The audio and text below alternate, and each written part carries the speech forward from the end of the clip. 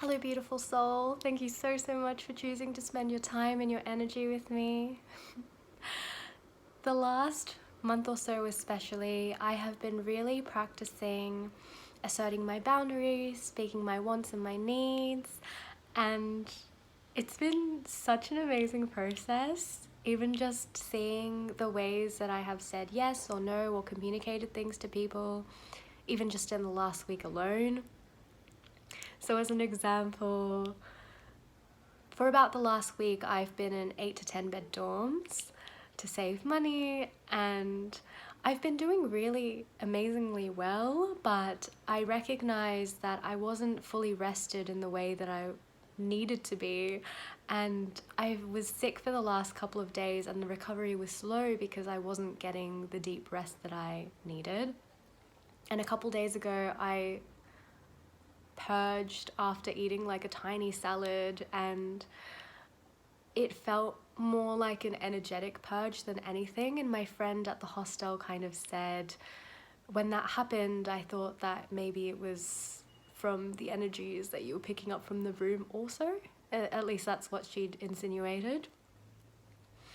And so I decided, right, I deserve to have my own space, and I'm going to show the universe that I feel worthy of that. Instead of coming from this lack mentality and sticking to being in a 10-bed dorm where I'm constantly accommodating to people and people going in and out while I'm trying to sleep and all of that. So I went to the reception and I asked to book a room for 3 nights, and I told them it's okay if the first night I still need to be in the 10-bed dorm because they book out really quickly here. And they said, okay, we're going to put you in a room where there's pretty much 2 single beds stuck together and then a bunk bed. It is a private room, but it's meant for like families or something, you know, because that's what they had available. And then we'll put you in a private room for the next 2 nights after that. So I went into the room. So good to be in my own space, but I was also like, oh, I would really like to be in a private room. There was one room in particular that I kept walking past after they'd done the housekeeping in there, close to my room, and I was like, it's so beautiful, I would love to stay in there. So this morning I went and just double checked that I had got the information right, and I asked, is the private room available? If not today, then maybe tomorrow.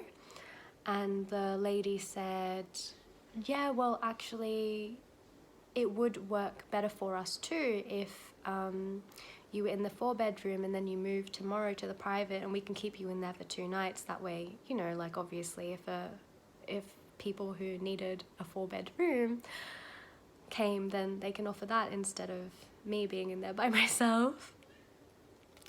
And then when I returned to the hostel the next time, she actually said, look, I think the person who was meant to be in the private room cancelled. So she said it would be easier for us too if you just moved in there now, and then you were just in there for 3 nights. So approaching her initially to ask, because that's what I actually wanted, was difficult for me because I've spent my whole life like accommodating to people, and I felt bad about it, and I knew not to apologize because I don't need to. But I told myself, if you're paying that much for a room, then you want to be in a space where you actually want to be there. Like, you are allowed to take up space. You are allowed to voice your wishes, and I did. And then everything just flowed so that I could be in this room just like I wanted. I'm gonna give you a little tour actually. I'll just let you see, like, so. Oh, I don't know if this is really working. And then I've got this beautiful window, and this is the view outside.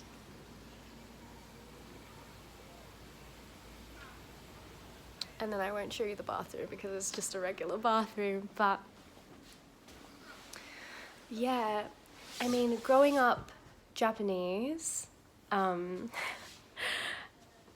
I was taught pretty much to accommodate to people and, you know, pretty much like not to take up so much space, and you're kind of made to feel bad if you do, and you're meant to apologize if you do, even a little bit. I'm just telling the story to give context, but a few years ago when I was with my ex-boyfriend and we were in the car and he started to threaten me, so I didn't feel physically safe. Luckily, my best friend's dad lived around the corner, so I pulled up there, got out of the car, left my ex-boyfriend in the car and just like ran to my best friend's dad's house, and he helped me. He rang the police, and that saved me from my ex-boyfriend. But I think the next day or the day after, my mum kind of said to me like, oh, you know, that was almost like burdening behavior, and it caused trouble for him and the people who were around. And, you know, automatically the instinct kicked in where I felt bad, as though I shouldn't have taken up that space, but I knew like I had done the right thing. I had not felt safe, physically safe, so I had asked for help, and there was no need for me to feel guilty or to apologize for that. And I'm not telling this story because I hold any, you know, grudge or anger or sadness towards my mum. I recognize that this is just her own conditioning, her cultural conditioning. It's more just to bring, I guess, context to how deeply ingrained that conditioning is for me. So to be in this space now where I'm like, no, I am allowed to take up space in the world, and by honoring my own boundaries and my wants and needs, I'm doing the best service I can to myself, which means that I can better show up for other people. Yeah, what more could I possibly give myself, right?